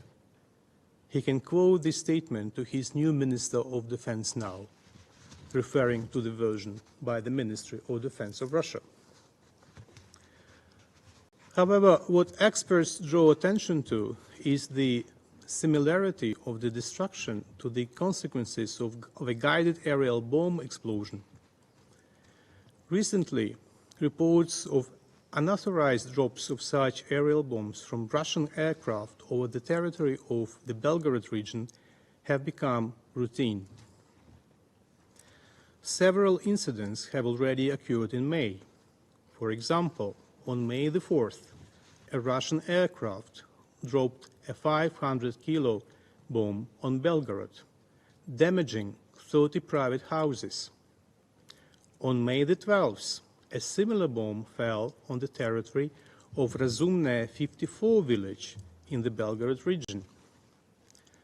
According to reports by Russian online sources, there have been 33 such incidents with unauthorized drops in Russian border areas and occupied Ukrainian areas since March this year. Given these numbers, it was just a matter of time before such destruction happened in Belgorod on Sunday. Mr. President, further deliberate aggravation by Russia serves a further proof of how far we remain from our goal of never again. The main motto of the anniversary of the victory over Nazism that the world marked last week. Atrocities of the war, again the reality for Ukrainians. On May the 8th, they woke up to air sirens and explosions. That day, 55 missiles and 21 drones attacked energy and other critical infrastructure in 7 Ukrainian regions, from west to east. The next day, Ukraine again sustained new Russian attacks against its energy generation facilities. Since the end of February, Russia has carried out 388 strikes on 131 energy infrastructure facilities, hydro and thermal power plants, dams and transmission systems. These strikes destroyed almost all of Ukraine's thermal power generation. On the 27th of April alone, 4 thermal power plants were damaged. On May the 8th, 2 more hydroelectric power plants were attacked by Russia and are no longer in operation.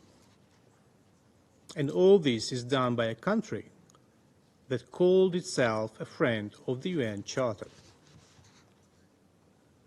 Mr. President, the world defeated Nazis 79 years ago, but their modern reincarnation continues to kill, to destroy, and to threaten. Like Hitler, Putin used to salami slice neighboring countries. Having tested the world's reaction, he came to a similar conclusion to the one Hitler arrived at prior to September 1939, and he moved ahead full scale in February 2022. It speaks volumes that the so-called list of unfriendly states elaborated by Moscow coincides to a great extent with the list of the anti-Hitler coalition. Those who defeated Nazism are enemies for modern Russia, and now Moscow threatens these states with nuclear saber-rattling and makes them subjects for obnoxious verbal attacks. In contrast to 1939, Europe today is actually cognizant of the threat posed by Russia. Now Ukraine is the only country in the world being attacked by ballistic and cruise missiles almost daily. In April alone, Russian forces launched over 300 missiles, almost 300 Shaheds, and more than 3,200 guided aerial bombs. On May the 1st, missile strikes hit Odessa and Zolochiv, Kharkiv region, claiming 2 lives and injuring 19, while causing damage to civilian infrastructure. Further attacks on May the 3rd and Orthodox Easter, May the 5th, in Kharkiv, left more casualties, with a total of 380 shelling incidents recorded in the first week of May alone. Today, the Russian forces targeted a multi-story residential building in the heart of Kharkiv, resulting in injuries to at least 16 individuals, including 3 children.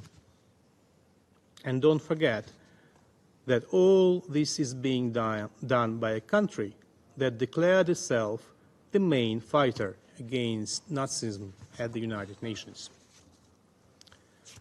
Mr. President, the situation in the temporarily occupied Ukrainian territories for the local population remains alarming.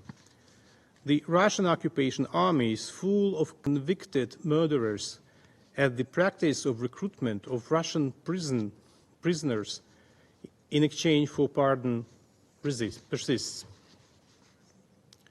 Some cases are shocking even for Russians loyal to Putin's regime. For instance, recently, the Russian media found in the Russian army 2 infamous murderers, a cannibal by name Dmitry Malyshev, who murdered several people and ate the heart of one of them, and the maniac Alexander Maslennikov, who killed and dismembered 2 women. It seems that these particular skills are currently in high demand in the Russian army. Therefore, instead of serving long prison sentences, both were recruited from their prison cells to the Russian army and sent to Ukraine to kill Ukrainians. As follows from Putin's speech on May the 9th, such people are real heroes of Russia. Upon returning to Russia, these heroes resumed their previous activities of violence. According to the Russian media, at least 24 convicted murderers who were pardoned and returned to Russia after participating in the war committed murders again. The actual number of crimes committed by the ex-convicts is likely much higher.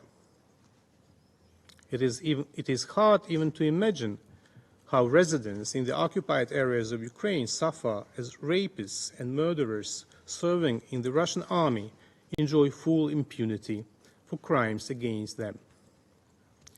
Reports from the Independent Commission of Inquiry on Ukraine and the Office of the High Commissioner for Human Rights starkly outline the extensive and systematic use of torture by Russian aggressors. This includes the use of sexual violence as a weapon against Ukrainian civilians and prisoners of war, reaching a level of brutality and impunity that even shocks seasoned experts.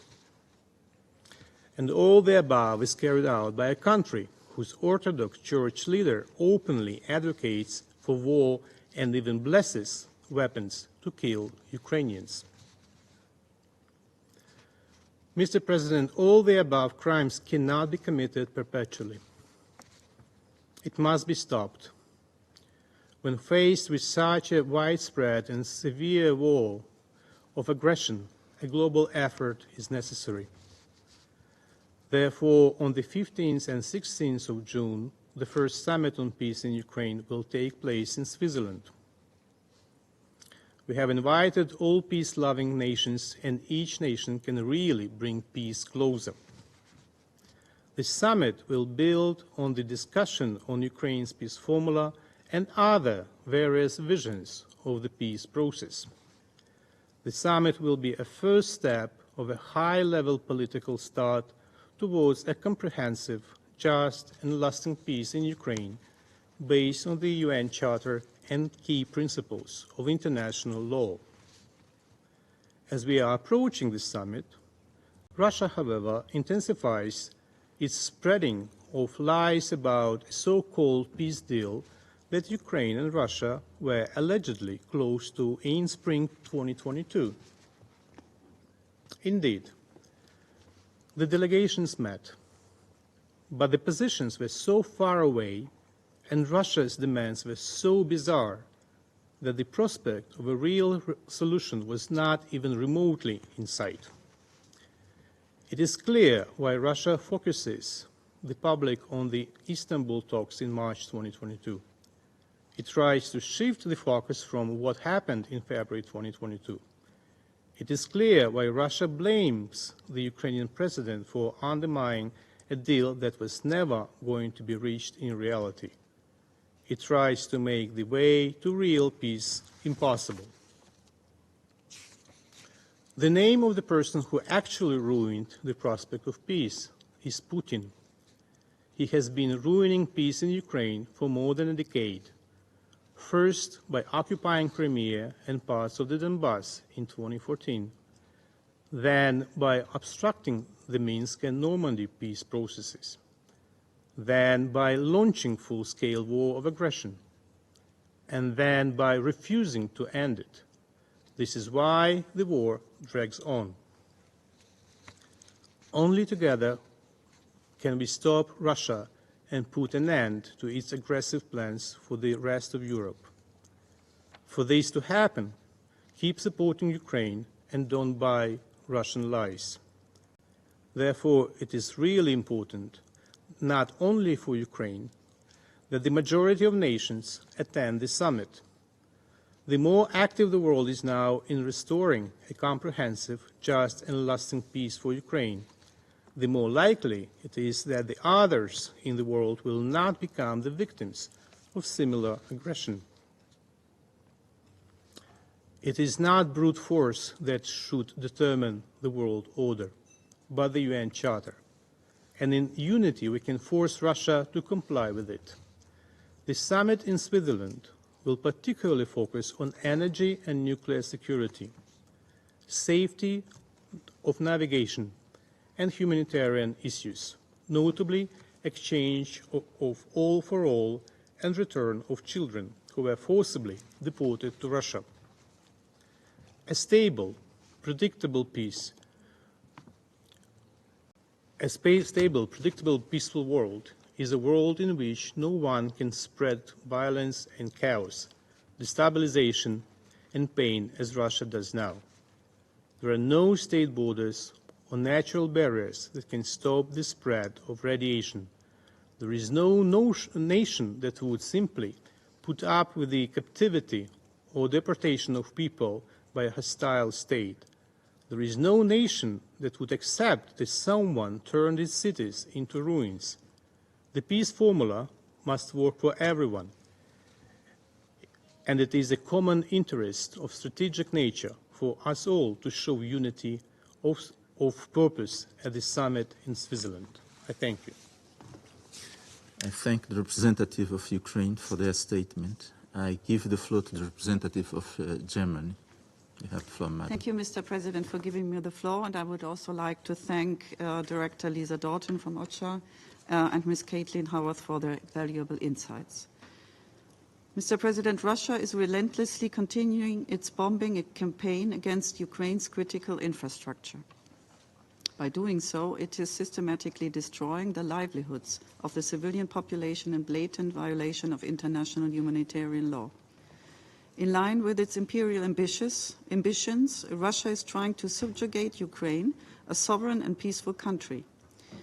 This is clearly incompatible with Russia's responsibilities as a permanent member of this Council. Russia is attacking the very foundation of the United Nations and of global peace and security. As a nuclear state, it is invading its neighbor that has renounced nuclear weapons, and by employing arms imported from Iran and the DPRK, it defies Security Council resolutions. To shield its illegal activities, it is dismantling the international arms control architecture and undermining instruments of this Council, such as the panel of experts for the DPRK Sanctions Committee. We, the international community, have to stand up for international law, for the UN Charter, and for humanity. We must protect Ukraine as well as this very organization from Russia's aggression. Germany supports Ukraine with political, humanitarian, and military means. Air defense systems supplied by Germany are actively helping to protect Ukrainian cities. We have also contributed in humanitarian relief efforts and as well as in reconstruction measures, including in energy infrastructure. Well, over 1 million Ukrainians have found refuge in Germany, mostly women and children. Germany continues its engagement in the search for a peaceful resolution in line with the UN Charter. The upcoming Peace Summit in Switzerland offers a unique platform in that regard. However, a just and lasting way out is only possible if Russia renounces its objective of conquest and annexation. Let me therefore conclude by again calling on Russia to immediately and unconditionally cease all its military operations, respect the territorial integrity of Ukraine, and to withdraw all its troops from Ukraine. Thank you. I thank the representative of Germany for their statement. I give now the floor to the representative of Estonia. You have. Mr. President, thank you for giving me the floor. I have honor to speak on behalf of the three Baltic states, Latvia, Lithuania, and my own country, Estonia. We also align ourselves with the statement of the European Union. First of all, let me thank distinguished briefers for their most valuable input. Many thanks. Mr. President, the humanitarian situation in Ukraine keeps worsening.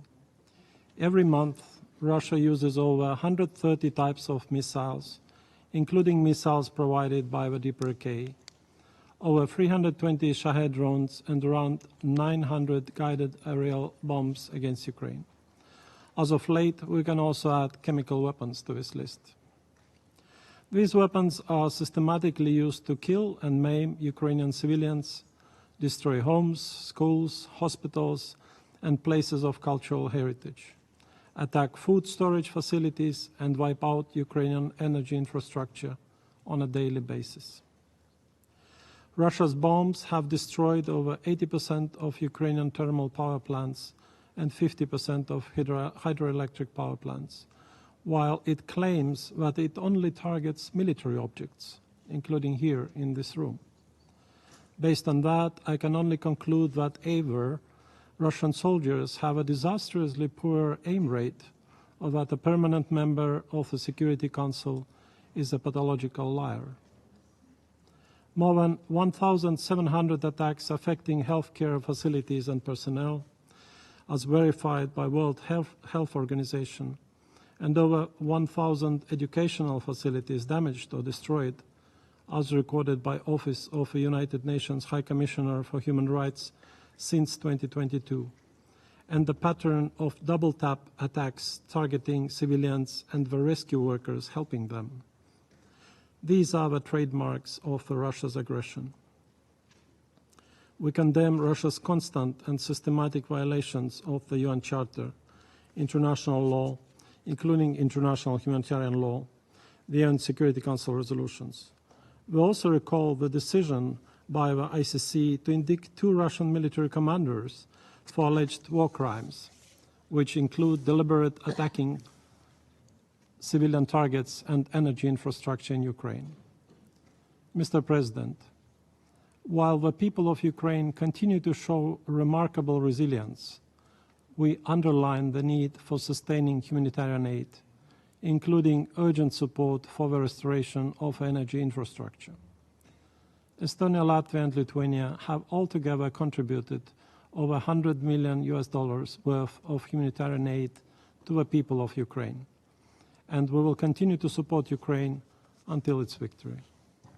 At the same time, we call upon all peace-loving member states to participate at the Peace Summit taking place in June in Switzerland to contribute to comprehensive, just, and lasting peace in Ukraine, based on principles of the UN Charter and respect for Ukraine's sovereignty and territorial integrity.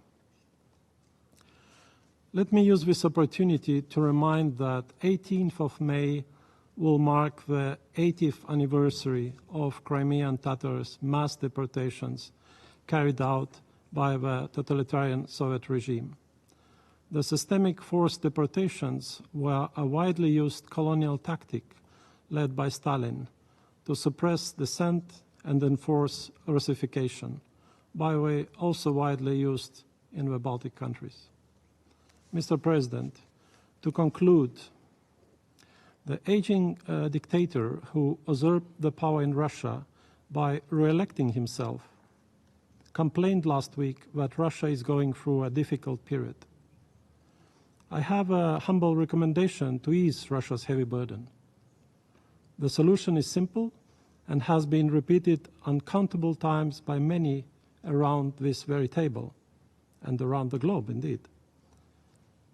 Withdraw your military forces immediately, completely and unconditionally from the entire territory of Ukraine within its internationally recognized borders. I thank you. I thank the representative of Estonia for their statement. I now give the floor to His Excellency Mr. Stavros Lambrinidis, head of the delegation of the European Union to the United Nations. You have the floor, sir. Thank you, Mr. President. I have the honor to speak on behalf of the European Union and its member states, the candidate countries North Macedonia, Montenegro, Albania, Ukraine, the Republic of Moldova, Bosnia and Herzegovina and Georgia, as well as Andorra, Monaco and San Marino, align themselves with this statement. Lisa Doughton and Caitlin Howard have shown a stark light on the grave humanitarian consequences of Russia's aggression against Ukraine. Every discussion on Ukraine must start by stating one unequivocal fact. Russia's illegal, unprovoked, and unjustified war of aggression constitute a manifest violation of international law, including the UN Charter and the resolutions of the General Assembly. As my German colleague stated very eloquently, on a daily basis, this is aggression not just against Ukraine, but against this organization right here as well. This is why, first, Russia must uphold international law and cease its attacks on Ukraine's civilian infrastructure now. Second, Russia and its leadership must be held fully accountable for the war of aggression. A P5 member that tramples on the UN Charter has heightened responsibilities, not lower ones. And third, all nations, North and South, East and West, must come together in support of a just, lasting, and comprehensive peace in Ukraine. President, these past weeks, Russia has continued its missile and drone attacks on Ukraine's energy infrastructure, destroying a significant portion of Ukraine's energy generation capacity. Over thousands of Ukrainians now lack access to electricity. Its missile attacks also continue in Odessa and other Black Sea ports, threatening the freedom of navigation and hindering grain and other deliveries to the global market. Russia continues, in other words, to weaponize food and deliberately undermines global food security. Such systematic airstrikes against Ukraine's civilian infrastructure, in and of themselves, violate international humanitarian law and must stop immediately and unconditionally. Indeed, there are credible reports of Russia using double-tap strikes, where the second attack hits rescue workers. Russia's indiscriminate attacks further exacerbate the dire humanitarian situation in Ukraine, with over 14 million people in need of assistance. You've heard so much about this here today. In response, the European Union and its member states have stepped up the provision of humanitarian and civil protection assistance, including, of course, power generators and power transformers. But Russia has an obligation to allow humanitarian aid to reach all those in need by enabling full, safe and unhindered humanitarian access through the front lines, and to stop withholding aid from people in need in the areas it has temporarily occupied.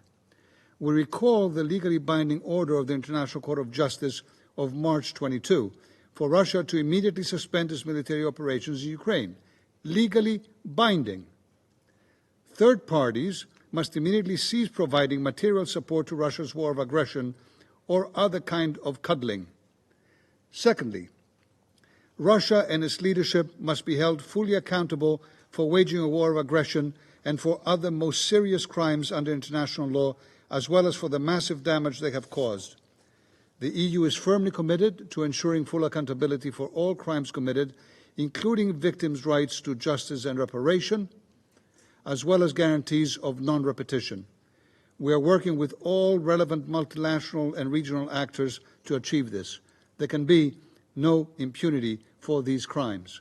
Third, we reiterate our support for a comprehensive, just and lasting peace in Ukraine. To this end, the aggressor must immediately, completely, unconditionally withdraw all its troops and military equipment from the entire territory of Ukraine, and it must respect Ukraine's sovereignty and territorial integrity in line with the resolutions of the General Assembly. We welcome Switzerland's initiative to host a summit on peace in Ukraine next month and call on all states to participate. The international community must reaffirm the centrality of international law, including the UN Charter and its principles. In closing, Mr. President, I reaffirm the European Union's unwavering support for Ukraine's independence, sovereignty and territorial integrity within its internationally recognized borders. The EU will continue to support Ukraine for as long as it takes. As for Russia, stop your systematic and brutal bombing of Ukrainian civilians and civilian infrastructure right now. Stop your illegal war and the illegal and inhumane means that you are using to pursue it. Enough is enough. Thank you. I thank the head of the delegation of the European Union for their statement, and I give the floor to the representative of Poland. You have the floor, sir. Mr. President, Excellencies, we thank Mozambique for organizing this timely meeting and Madam Briefers for their insightful interventions. Russia's war continues to tragically affect hundreds of thousands of civilians across the Ukraine on a daily basis. Being aware of how steep a price the Russian military is paying in human lives for any gains on the front lines, Moscow is bent on taking vengeance on the civilian population of Ukraine as a sort of punishment. Acting this way, Russia tries to degrade Ukrainian economy and society, making large parts of Ukraine uninhabitable, also by extensive mining operations. Speaking about the humanitarian aspect of this war of aggression, we must not only concentrate on the front lines alone, but also keep in mind the Ukrainian territory under temporary Russian control, including the illegally annexed Crimea, where innocent civilians continue to be subjected to the unimaginable abuse and denied even the most basic rights and freedoms. The purpose of those barbaric actions is clear: to destroy the lives of Ukrainian people, intimidate Ukraine and those who support it. In this context, we are particularly appalled by the ongoing deportations and transfers of Ukrainian children and their forced Russification. Mr. President, as we heard, the current wave of attacks by Russia against civilians is particularly brutal. Indiscriminate strikes, like the very recent ones on the schools in Nikopol and Kharkiv, resulted in serious damages and power shutdowns, aggravating the already existing humanitarian crisis by limiting the local population's access to healthcare, education, clean water and food. Those attacks bear only significant negative environmental risks, including the risk of a nuclear incident that repeatedly raises concerns of the AIA experts. Poland is extensively cooperating with Ukraine in the field of energy security. At the same time, Mr. President, by focusing on its aggressive military campaign against Ukraine, Russia is continuing to curtail the basic rights and freedoms of its own population.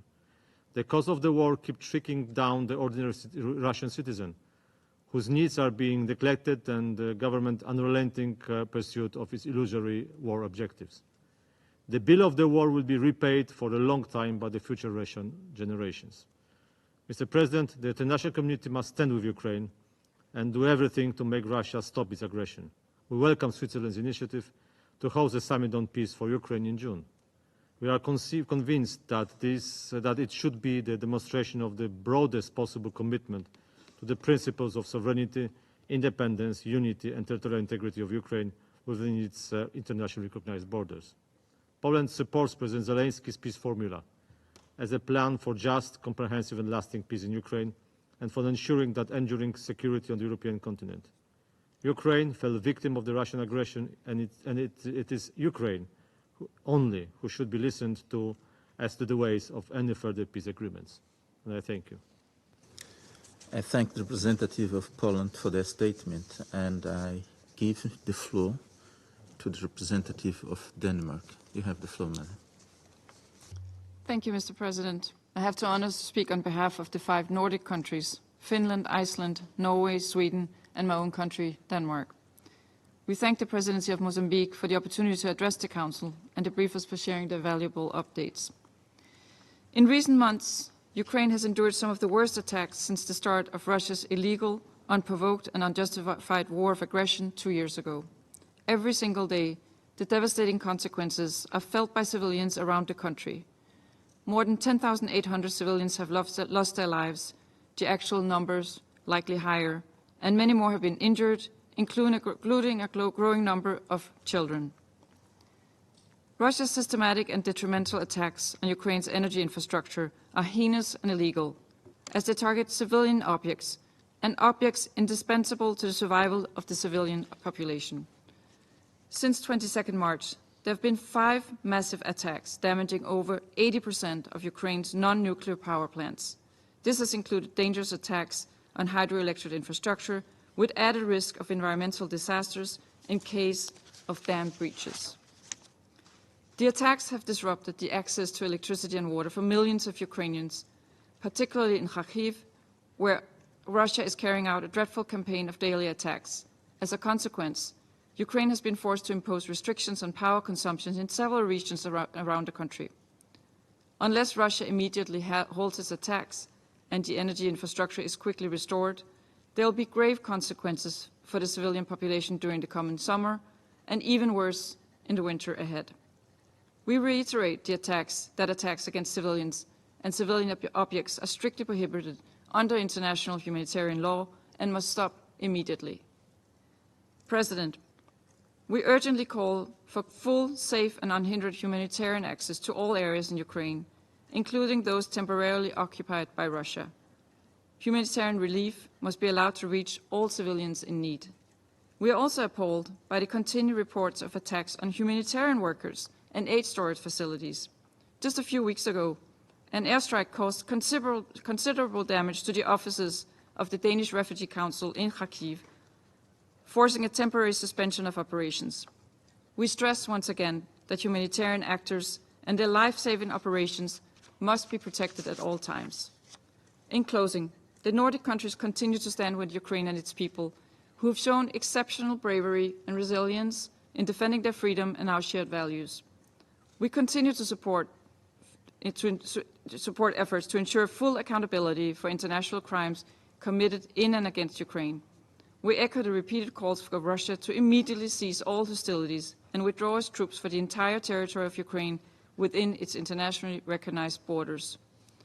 We also extend our full support to the first summit on peace in Ukraine in Switzerland next month and hope that many countries will join. The Russian aggression and its detrimental global consequences demand united efforts, firmly based on international law, including the UN Charter, and in line with Ukraine's peace formula. Thank you. I thank the representative of Denmark for their statement. There are no more names inscribed on the list of speakers. The meeting is adjourned.